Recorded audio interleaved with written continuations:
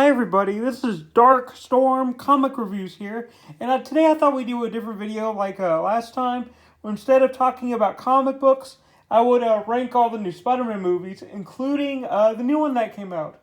Now, before we get into the video, I gotta let you guys know there's gonna be spoilers in this video for No Way Home, so you're gonna get spoiled. So if you don't want to be spoiled, maybe watch my first half of the video and then get out of it before when I bring up No Way Home. But I am gonna bring up spoilers again just to be safe for those of you who don't want to be spoiled, because it's better to go into this new movie blind, basically. So, but yeah, I'm gonna also Spider-Man is one of my favorite Marvel characters ever. Like, he's one of my favorite superheroes ever.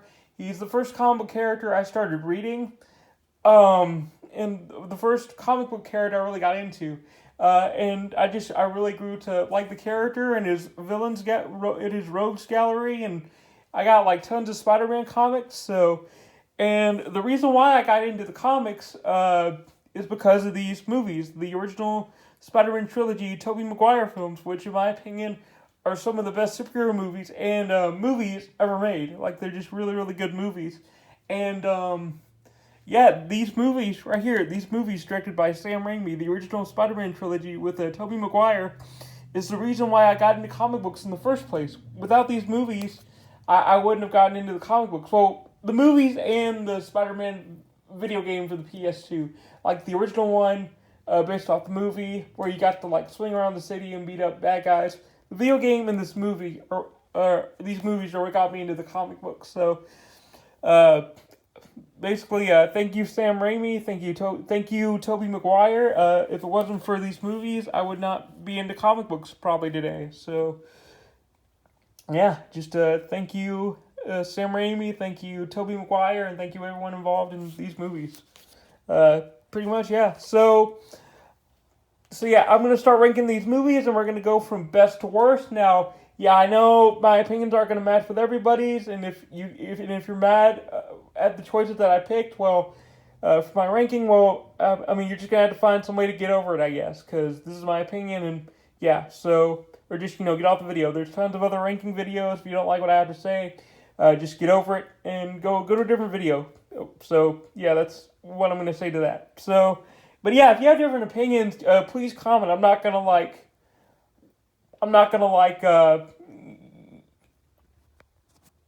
get on to you if you got like a different opinion or whatever. If you don't like my rankings, yeah, feel free to leave a comment. Leave your rankings down below. But if you're like all upset over it and like you're offended by if you're offended by my ranking, then I don't know what to tell you. You're just gonna have to get over that. Like, if you're offended and you're upset about it, then you're just gonna have to get over it. But if you want to like comment your ranking down below and tell me what are some of your favorite movies, and you want to explain to me why they're your favorites, maybe just because you like them or you think they're good, yeah, leave comments down below. I'm definitely cool with seeing other people's opinions. It's just I think it's silly to get offended over my opinions for ranking. I just think it's silly to get offended and upset. But if you don't like my rankings, feel free to comment down below and explain why you don't like them, or you can just say they're bad. You can just say my ranking's bad or whatever. I mean, just, yeah, I'm cool with other opinions. I feel like getting mad and upset about it's just pretty silly. That's why I'm saying, like, if you get really upset and you're really offended by my opinions, then like, I don't know what to tell you. Just, I don't know. Don't be upset about it or something. I don't know what to tell you. But yeah, if you don't like my ranking and you have a different ranking, yeah, feel free to leave it down below. So, but yeah, let's get started with this ranking. So my first favorite Spider-Man movie from the very best is going to be number one, baby. It's number one. Yep, that's right. Sorry about that, guys. I gotta Spider-Man 1, baby. And there's a reason as to why. This movie is just straight perfection. Like, I don't know what to say. It's a 10 out of 10, 20 out of 20, a billion out of billion movie. I don't know what else to tell you guys. This movie, okay. Tobey Maguire knocks it out of the freaking park as both Peter Parker and Spider-Man. I mean, his Peter Parker is just he is very nerdy. He just gets the nerdy part of Peter Parker down. Like, you can tell that this dude's a straight geek and that he's very smart, but he's also very relatable. Like, you kind of sympathize with the guy. Because in the movie, he just wants to get with Mary Jane. He just wants to get with this popular girl, and he wants to, he wants more than a friendship with her. And, he's trying to, respect his uncle and his Aunt May, and he's trying to go to school and just be a normal high school student. But then, as you've seen the movie, he gets these abilities when he's bitten by a genetically altered spider, which is different from the comics. In the comics, he's bitten by a radioactive spider. But in the first movie, he's bitten by a genetically altered spider. And that's how he gets his abilities and his organic webbing and stuff like that. So, yeah, and his life is kind of turned upside down. And, again, Tobey Maguire, he really just knocks it out of the park as Peter Parker. I don't know what else to tell you guys. He's got that nerdy sensibility. He's got that kind of can-do, when I get knocked down, I'm going to get back up attitude. That's what Peter Parker is. He just has that warm-hearted kindness that Peter Parker would show in the comics. He's got the warm-hearted kindness. He's got the ability to get back up when he's knocked down. He's got that geeky nerdiness. Like, he's smart. He's not one of those, which I'm going to mention later. He's not one of those hipsters who pretends to be smart and know everything, basically. I'm going to talk about that later. But he just really gets that nerdiness down, he just really nails it. And his Spider-Man, I really nails it too. A lot of people would say, his Spider-Man's not that good. I disagree, because I've rewatched these recently. I mean, I watch these once a year, but he gets Spider-Man really down. Like, he actually does quip. I mean, what was that? Is that line where, the husband suit, I can't quote him right now, but the husband suit joke, and then there's the one joke where he's like, oh yeah, that's a cute outfit. Did your husband give it to you? Like, yeah, that quip. And then, what other ones? Like, it's you, Zach, out of your mind. And then when he webs Joni, he goes, hey, mom and dad, let the kiddos talk for a second. Stuff like that. So he does quip. I don't get why people say he doesn't quip. He quips. So, yeah, and he just, he's saving lives. You see him save a baby from a fire, and you actually see him save lives in this movie. You see him save the two people who are about to get crushed by the bridge when it explodes, and he just in the way he swings through the air, it's great. He saves lives, he quips, he does stuff Spider-Man would do. I mean, it's just perfection, guys. Like, I don't know what else to tell you. He's just really great in his role. And then you got his web suit, which you can argue that it's not as comic accurate as some other suits we've seen in movies, but I think this is like a good mix of comic accuracy and uniqueness. It's comic accurate in the fact that you can tell it's Spider-Man, but he also has the white raised webbing. It's kind of like the Venom situation, where Venom, he doesn't have the white symbol on his chest, but so he's unique in that way, but he's also comic accurate in the fact that you can still tell it's Venom. It's very easy. He's got the bulkiness, he's got the teeth and the tongue, and I'm going to get into that later too, But yeah, he just knocks it out of the park as both roles. And I'm really I'm going to probably make a dedicated video to the original Rami trilogy at some point, because there's a lot to talk about with these. But I'm trying to think of other stuff, because there's tons of stuff I could go into with his performance as Peter Parker and Spider-Man. He just really does knock it out of the park. He really nails Peter's. He has that just humbleness and that kindness and caringness that kind of makes you sympathize with him. He's a nerd, but you can sympathize with him. You understand where he's at right now, and some other good things I want to point out. Willem Dafoe's Green Goblin. I mean, my goodness, man, that guy knows how to act. I mean, he knocks it out of the park as Green Goblin. I mean, just with that evil laugh and just Willem Dafoe's acting, playing the two different halves of Norman Osborn. I mean, it's crazy, guys. I don't know what to tell you. It's and seeing him bomb all those buildings. I mean, when I saw that when I was younger, I was like, this is freaking awesome. This dude's just a maniac, bombing out all these buildings and stuff.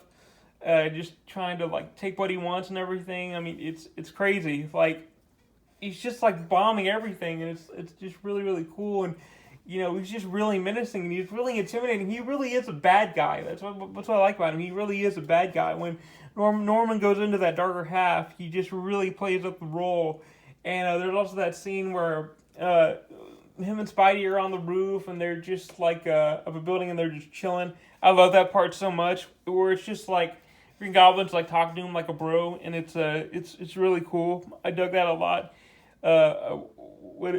So yeah, that scene was just freaking awesome. And I mean, like, the Green Goblin suit, which people make fun of constantly, and I don't understand at all, because his suit really doesn't look all that bad. I don't get the hate at all. Like, they're always saying, like, oh, it's a Power Ranger suit, but I don't get it. He looks like pretty much the Green Goblin. Like, if you were to see the Green Goblin in a movie, that's what he would look like. Is he comic accurate? Does he have, like, the purple and, like, is his Goblin mask and his suit a little different? Sure, because I read the comics, so yeah, I know what he looks like in those two. But as far as the movie version goes, they got it down for me. They got it down to the point where I'm like, that's awesome. Like, they got the green, they got the yellow eyes from the books. He's got the little yellow lenses, and he's got the purple glider, which is like a reference to his purple shirt that he wears in the comics, and the purple purse and everything. So that's like a little reference to that. So yeah, I like his look. I like his look. I don't get the hate for it. I think it's awesome. I think it's a really good movie interpretation. And I just don't get the hate. I think it's, his performance, Willem Dafoe, even when he's out of the suit, he just really nails his performance. Okay, and a couple other things, because I do got some other... I'm going to probably do a dedicated video to each of these movies in the Rami Trilogy at some point down the line, but that's going to probably be later, but... Okay, other things I want to talk about. Mary Jane, she's cool. I like her, Kirsten Dunst. I like her in the movie. I like their relationship and their back and forth with Peter and her in the movie. It's not so lovey-dovey that I just want to, I'm just annoyed by it. It's realistic. I like it. It's cool. It's not too lovey-dovey-dovey. It's not too, romantic comedy. It works. It's just good. Kirsten Dunst does a good job as Mary Jane. I like her. She does a good job. What else? Aunt May and Uncle Ben. They look like Aunt May and Uncle Ben. Like, they look like Aunt May and Uncle Ben from the comics, and yeah, they just do a really good job. And speaking of that, one of the things I like about, I'm going off various points here, but one of the things I like about this movie is the origin story. I mean, the story in this movie is great, because this movie, the first one, what it does so perfectly is that it gives you a good amount of story, but it also gives you a good amount of action, and the movie is just, it goes at like a good pace, like not too fast, not too slow. It just goes at a perfect pace to where you're not bored by any of it. Like, the origin story is awesome, where, he wants to impress Mary Jane by buying her a car, so he goes to the wrestling ring, and he earns the money, and then the guy's like, he gets the money, and the guy's like, I'm not going to give you this money, you're going to get 100, and he's like, the ass is 2,000, but he's like, I'm giving you 100, and so then, the burglar guy, whatever, comes in, and he tries to rob the dude, and then the burglar guy runs out, and then,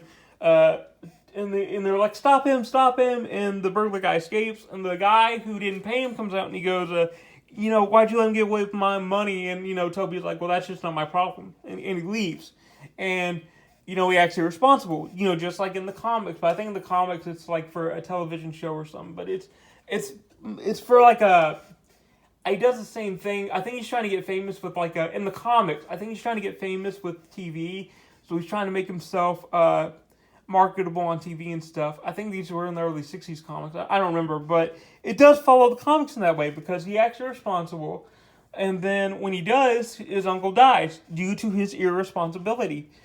And then, once he sees his uncle dies, he goes after the killer, and when he learns that, this guy the guy who killed my uncle was this dude. I let him get away. It was my fault. I was being irresponsible, and the guy ends up falling to his doom, because Spider-Man doesn't shove him out or anything, but Spider-Man walks forward to him, and the guy tips, and he falls back, and he dies, and then it goes back to what we learned earlier, where Uncle Ben was trying to talk to him. He was like, Peter, when you had the fight with Flash, you don't need to run away or anything, but these are the years where a man is going to become the man for the rest of his life, and stuff like that. Really, really good lines. And he gives him the famous line, with great power comes great responsibility. Freaking fantastic. Best interpretation of those words ever. Even though another movie did a decent job with it, which I'm going to get into. but this is the best saying from the movie. It's from the comics, great power, great responsibility. And the way Uncle Ben and that movie said it, I'm sorry, I forgot the actor's name. He did a really, really good job. It was very emotional, very impactful.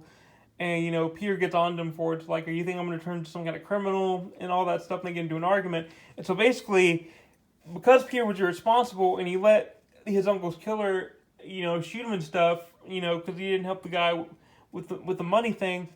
Yeah, sorry, I messed up. Yeah, because he was acting irresponsible by not taking down his uncle's killer. He in turn caused his uncle to die, and in that day he learned, with great power comes great responsibility. I have a duty, I have a calling to help people. This is what my Uncle Ben would want, and then that's why he suits up to become Spider-Man. And it's just so great, guys. It's just fantastic. Other things I like too, Jane Franco as Harry Osborn, I really like in this movie. I like the fact that obviously Norman seems to prefer Peter over Harry, because that's kind of how it is in the comics. Norman doesn't really care about Harry all that much. He loves his son, but he didn't really care about him when it comes down to it, comparatively to Peter, because he's smart and he's a genius, and he's all these things that Harry isn't. So Harry kind of gets shown in the background in the comics, and that's shown in the movie too. So, and I like that a lot. You can tell there's some jealousy and tension between Harry and Peter. Harry being jealous over his father, paying more attention to Peter than him. Another thing I want to go over real quick before we move on to the next movie. The practical effects. Basically in all three movies are freaking astounding. And that's something that you don't get with these newer Spider-Man films, is because they're all CGI. And to be honest, that's fair, because that's kind of where we're going now in terms of... because let's face it, everything is just CGI now. That's just how it is. I like CGI. It's done good in some movies. I think Zack Snyder particularly knows what he's doing with CGI, and I think the Marvel movies do a really good job. It's just... and the Venom movies, of course. It's just... everything's CGI now, so people aren't going to want to pay... movie studios aren't going to want to pay for practical effects, because CGI is just cheaper. That's just how the world is. And the fact that... we got the practical... so, and these were made back in a time, early 2000s, where practical effects, they were leaving. CGI was kind of taking over, but CGI was also new at the time. It wasn't as good as it is today, so people were still relying on practical effects. And the practical effects in these movies are just really, really good. They're some of the best, in all honesty.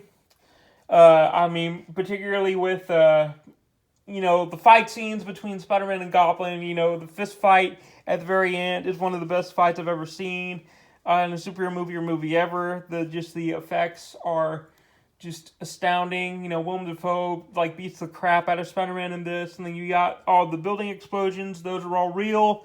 They're real explosions, not the CGI stuff you'd see today. And the costumes are all real, and I respect the heck out of that, because, the thing about these movies is that they were made in the perfect time. And that's why I don't think you could do a Spider-Man 4 today, is because I originally wanted a Spider-Man 4, but I've been thinking about it these past few days, and to be honest, I don't think you can, even if you bring Sam Raimi back, he's a talented dude, he really is. Sam Raimi, he's a talented guy, and I'm sure he could write a good story for Spider-Man 4, but, man, these movies are like a product of their time in the best way, with their practical effects, the time in which they're made. It's just perfect, man. I don't know if you can really recapture what these three movies brought. So, yeah, practical effects, the burning buildings, the fight scenes and stuff, they're just great. And Sam Raimi just did a good job on this movie. In this movie, it's a good mix of action. The origin of Uncle Ben is really, really well told, until they retcon that in another movie, but we'll get to that. But the origin otherwise is really, really good. Tobey Maguire knocks out of the park as Spider-Man and Peter Parker. All the side characters are good. And yeah, everything's great. So, 10 out of 10, my favorite Spider-Man movie, number 1. Okay, so now, I know I'm going kind of fast, but I do got some more movies to cover. So, I don't want this review to be too long, even though it's going to be kind of long. But anyways, we're going to go to Spider-Man 2. No. Shoot. My bad, guys. My bad. No, we're going to go to... actually, going to get controversial here. We're going to go to Spider-Man 3, actually. I just remembered. My bad, guys. So, yeah, Spider-Man 3 is... So, we got Spider-Man 1, which is my first favorite Spider-Man movie. But then we got Spider-Man 3, which is my second favorite Spider-Man movie. Okay, so basically, I know it's going to be controversial. I can already hear the comments and everything. So, Spider-Man 3. So, the reason why I put this as my second favorite, and I'm going to be completely honest with you guys, is the villains. And the story. The story is good too, but the villains, Venom and New Goblin. I really liked Venom. I'm gonna say it. I really liked Venom in this movie. I think Topher Grace gets a lot of undeserved hate for his role. Is he the perfect Venom? No. Do I like Tom Hardy a little better? Yes. Actually, you know what? No. I like them both for different reasons. I like Tom Hardy and Topher Grace both for different reasons. Topher Grace, is he skinny? Is he not bulky? Sure. You can nitpick at the small stuff if you want. But Topher Grace, when you watch Spider-Man 3 again, he actually does an accurate job at portraying Eddie Brock and Venom. He really, really does. And a lot of people don't read the comics. Are always like, oh, well, he sucks. He's trash. But if you read the comics, if you actually read the books, like the early Spider-Man Venom books, Topher Grace actually does capture that essence of Eddie Brock and Venom. You know, like in the books, Eddie Brock, Eddie Brock tries to expose the Sin Eater or whatever, and he's like the Sin Eater. He's the real bad guy, and Spider-Man's like, no, he's not. So then due to false journalism, due to Eddie Brock's false journalism in the comics, he blames Spider-Man for what happened to him and him getting fired. That makes Eddie Brock in the comics go to the church, where Spider-Man loses his black suit, and it bonds to Eddie, because Eddie in the comics is trying to kill himself, basically. He's like, okay, I'm fired. Spider-Man ruined my life, even though Eddie ruined his own life, because that's just how Eddie is. He blames other people for his problems. And so the black suit from Spider-Man bonds to Eddie before he can kill himself in the comics, and that is why he becomes Venom. Now, in the movie, it's pretty much the same. When you really, really, really think about it, it's pretty much the exact same, but a few subtle differences. Eddie Brock is also slimy in this movie, like in the comics, and he takes an old photo of Spider-Man, and he does some Photoshop stuff with it, and makes it seem like he took the photo, and really, Tobey Maguire, Peter Parker, actually took the photo. And he just, like, Photoshops it and adds, like, a black skin to it and everything. And so he's like, oh, I did it. I'm going to take the credit even though Peter Parker, Tobey did it. And then Tobey Maguire, Spider-Man, finds out when, he's bonded with the black suit and stuff. He finds out, and he's like, I'm going to get you fired. You can't, I'm gonna expose you for the scum you are. And Eddie Brock's like, no, don't expose me. This is the only job I can muster, this is the only job I could do, and that's, when Toby says, oh, you need to get religious, and that's when Eddie Brock gets fired from his job, just like in the comics, and then he blames Spider-Man for his problems, and then extra stuff like, him dating his girlfriend, and then he blames Spider-Man for that, and then you get that awesome scene where, like in the books, he goes to a church, right? He goes to a church, like in the books, and he says, he prays to God. Well, it's a little different though, because he prays to God and he goes, instead of like threatening suicide, because it's a little too R-rated for a PG-13 movie, he goes, he's praying to God or whatever, which, by the way, this isn't how Jesus works, as far as I know, but he prays to Jesus and he goes, I want you to kill Peter Parker, like he's like, I want you to kill Peter Parker because you ruined my life, even though pretty much he ruined his own life, and he also didn't really have a chance with his girlfriend. So he's really blaming Spider-Man for that. So like in the book, Peter, I'm clarifying, guys, because I'm just clarifying here. So he loses the suit in the church, like in the books, exactly that way. Toby loses his suit. The suit then bonds to Eddie, just like in the book. Okay, and then Eddie Brock, Topher Grace, then turns into Venom, and that rejection, like in the book, that rejection of the suit, of the Venom suit from Peter, which bonds to Eddie's hatred for Spider-Man, because he blames Spider-Man for ruining his life, creates Venom, just like in the books, The suit gets rejected, the suit then hates Peter, and then that suit then bonds to Eddie, and the rejection rage from the suit, combined with the rage that Eddie has for Peter Parker Spider-Man, for getting him fired from his job and stuff, combines to create Venom. And that's kind of basically how it goes in the comics, because the comics, again, Spider-Man, exposes Eddie Brock for for the scummy guy he is in the books. Eddie Brock blames Spider-Man for his problems, and then Venom in the books leaves Spider-Man and then eventually bonds to Eddie Brock. And that's how he becomes Venom, because the suit in the comics also gets rejected, and then Eddie Brock is also blaming Peter Spider-Man for his problems and for him getting fired. So Eddie's rage and Venom's rage combine to basically create Venom when they bond together. So it's actually really accurate, and the more and more I watch it, I don't get the hate for Topher Grace. I think Topher Grace, could they have picked a less scrawnier actor? Sure. If you want to nitpick over the details, fine. You're right about that. But Topher Grace, I love Topher Grace almost as much as Tom Hardy, but in different ways. Because here's the thing: Topher Grace's Eddie Brock Venom is very much inspired by the original interpretation of Venom. Like when Venom first appeared in the comics, Topher Grace is literally the Venom interpretation from the earlier comic books, when Venom was just a villain constantly trying to hunt down and kill Spider-Man. So when people say, I want to see that Venom story, Venom and Spider-Man, you got that in this movie. You already have this. So I don't ever get those complaints at all. Yes, would it be cool to see Tom Hardy fight Tom Holland Spider-Man? I guess so, cool.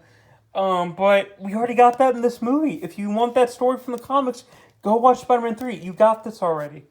And with Tom Hardy's Venom, it's very much the opposite. It's the anti-hero. His version is inspired by the anti-hero Venom that appeared later in the early 90s runs, like Venom Lethal Protector and Venom the Mace and stuff like that. So he's the anti-hero version who is more jokey and less serious. He's more jokey, he does jokes and stuff, and he's more comedic. And that's that interpretation of Venom. So, yeah. Okay, what else? New Goblin. I like James Franco's New Goblin. I'm actually glad they did a little something different from the comics, where in the comics, New Goblin, or Harry Osborn, he takes over, his father's Green Goblin suit in the comics, and then, tries to get revenge on Spider-Man. No, they give him his own suit in this, and does it look very goblin-y? Not really, but I dig it. I dig the suit. I think it fits his character in the movie.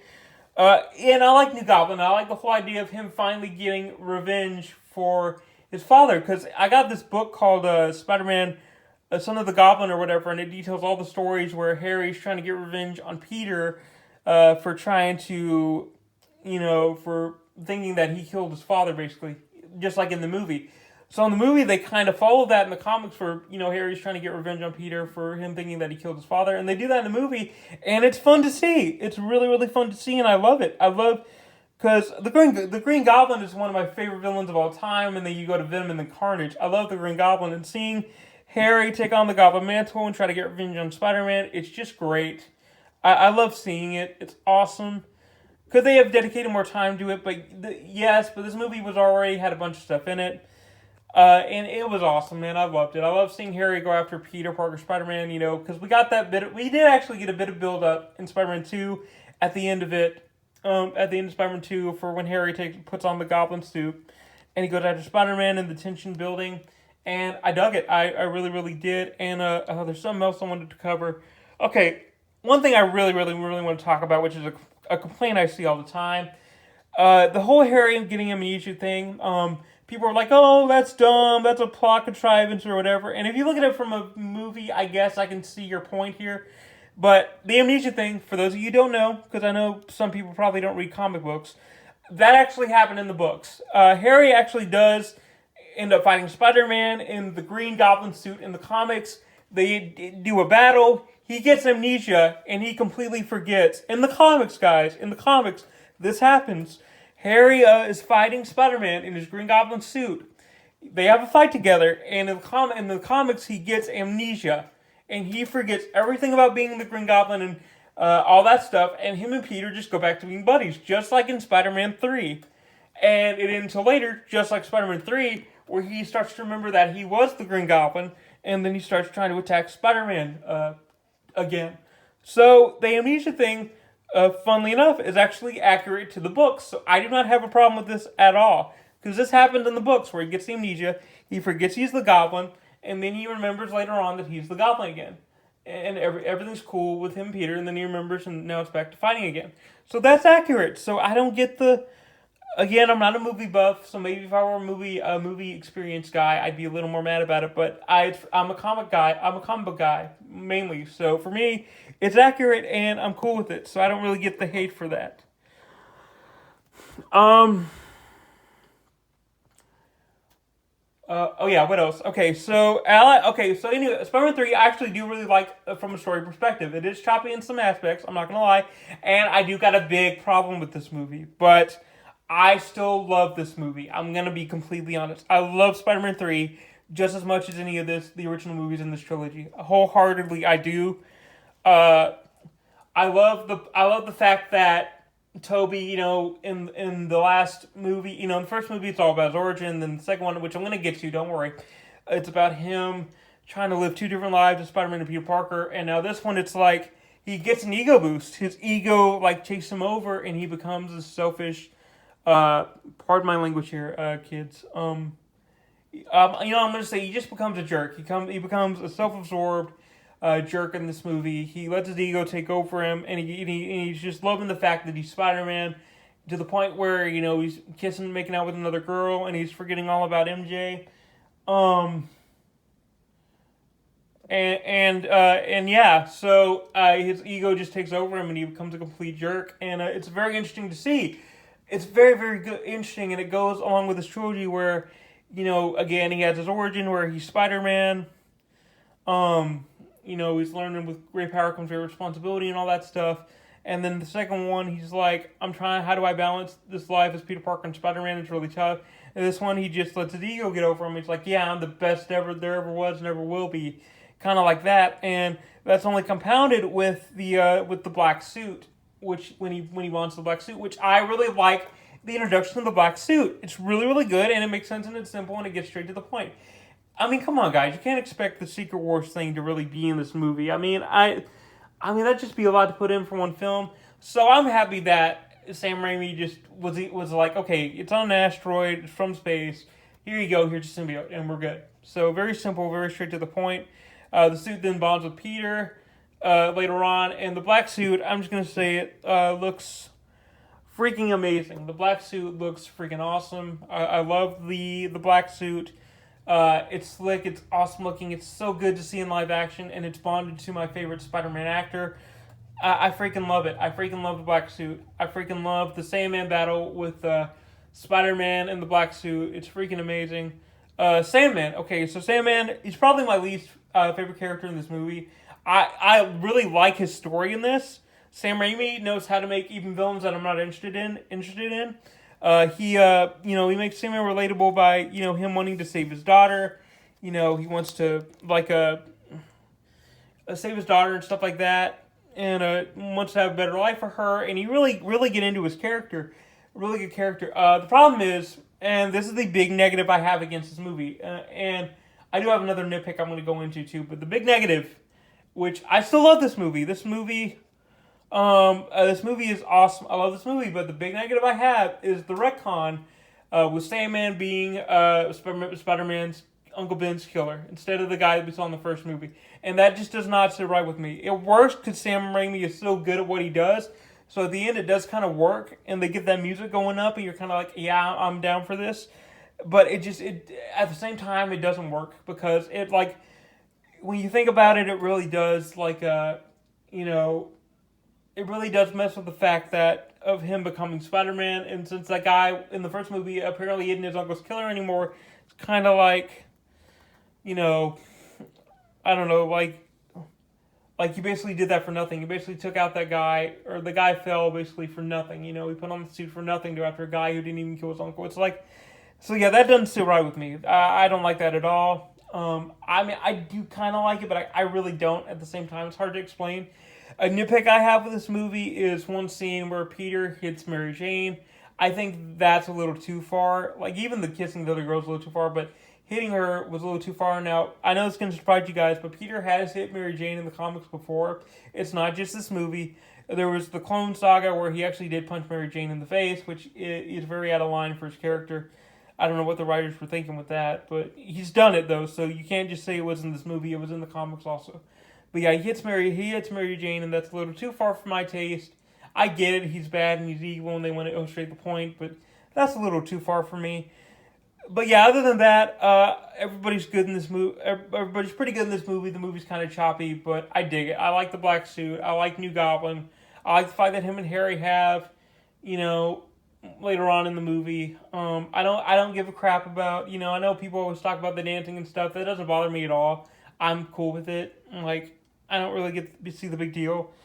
And yeah, Spider-Man 3, I'm going to give it a 9 out of 10. I really do think it's a 9 out of 10 movie. I'm a huge fan of Venom. That's one of the reasons why I love this movie. I love James Franco's New Goblin. Same man's cool, but he's my lesser favorite out of the two. But he has a good story, though, so that's awesome. And yeah, I love the black suit. I love the arrogance storyline in this movie. It really changed up from the first two. And yeah, so Spider-Man 3, 9 out of 10.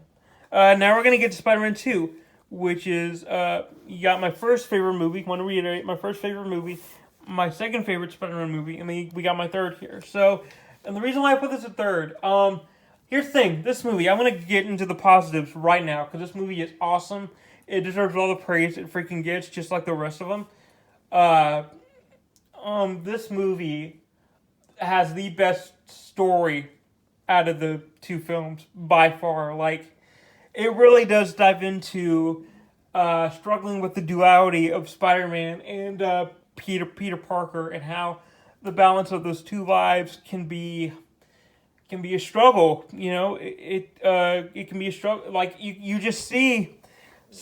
I love the fact that Peter Parker, he's trying his best right now, right? Like, he's trying to go see his girlfriend at the play, and he's trying to, like, have all this money to spend and not be broke, and he's trying to, like, to keep down his job. But then Spider-Man, he has to follow his duties as Spider-Man, and he has to save all these people from these criminals, and it's just a balancing act, and it's really, really hard for him, and he struggles balancing being Spider-Man Peter Parker, to the point where he ditches his suit and he's like, I'm Spider-Man no more, which was actually inspired from the earlier comic books where Peter Parker does give up being Spider-Man. And that's awesome, and it's just really, really good. The story is just great. Like, I don't know what else to say, guys. Doc Ock, Alfred Molina, it does a really good job as Doc Ock. Now, here's the thing, though. I love Doc Ock in this movie. I love Alfred Molina as a role. But unlike Venom and Green Goblin and New Goblin, I don't like him in the comics necessarily. He's just a dude. In the comics, he's just a guy. Really, to me, I've never been that excited about him. He's just a guy with tentacles at the end of the day. Metal tentacles. But in the movie, I do. So that's why I don't. And that's kind of why I knocked this movie a point down for me. Because in the comics, I'm just not a fan of him. But I do love him in this movie. And he does a really, really great job. He makes you sympathize with him at the beginning, because he is just a guy trying to build his machine. But when the AI and the arms, his chip fries and the arms take over, he does become evil. And you do sympathize with him. And I love that scene at the end where he's like, Peter's like, sometimes we have to, like, sacrifice what we want, even our dreams. And Doc Ock's like, you're right. And they get that awesome moment where Peter's looking at him, he's looking back at Peter. And he takes down the machine because he knows at the end of the day it's the right thing to do. And I love that scene. The scene where Peter's finally telling Aunt May what really happened with Uncle Ben was pure genius. It was amazing. Finally telling her the truth. And her getting mad, because it's understandable. Like, you think he would have told her this earlier, but it's such a great scene. Him telling her how he's responsible for kind of what happened. Even though he really isn't, but, well, actually, yeah, he is. And it's just a really well done scene. And then the scene where Aunt May is like, everyone needs a hero, Such a really good scene. Him trying to get back, her kind of inspiring him to get back into the role. It's like, people need Spider-Man. They need him out there. And then you got the one where he saves the girl from the fire because he just can't help himself. He's Spider-Man, and he'll always be Spider-Man. And then another thing, the train scene. Not as good as the Green Goblin fight scene by a mile, in my opinion. That fight scene with Green Goblin at the end was just amazing, but it's still a really good fight.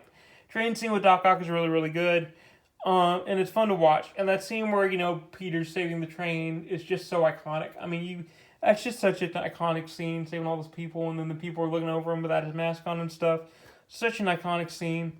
So yeah, Spider-Man 2 for me gets a 8.9 out of 10. I'm going to drop it off a point because I do like Doc Ock in this movie, but I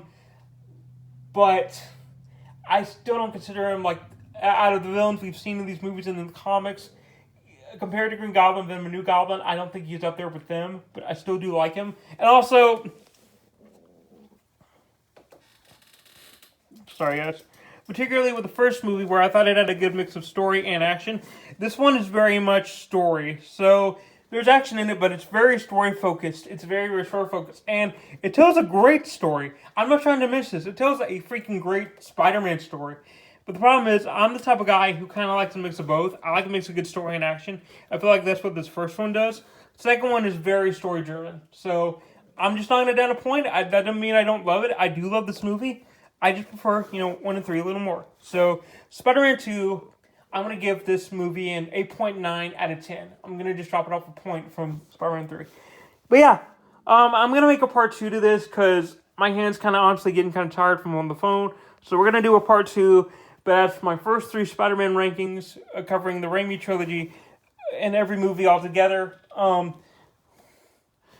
Spider-Man 1 is my absolute favorite. It's my first favorite one. 3 would be in second place. Oh yeah, Spider-Man's my first favorite one with a 10 out of 10. Spider-Man 3 is my second favorite Spider-Man movie altogether with a 9 out of 10. And then Spider-Man 2 comes in third place with an 8.9 out of 10. And this whole trilogy gets an absolute...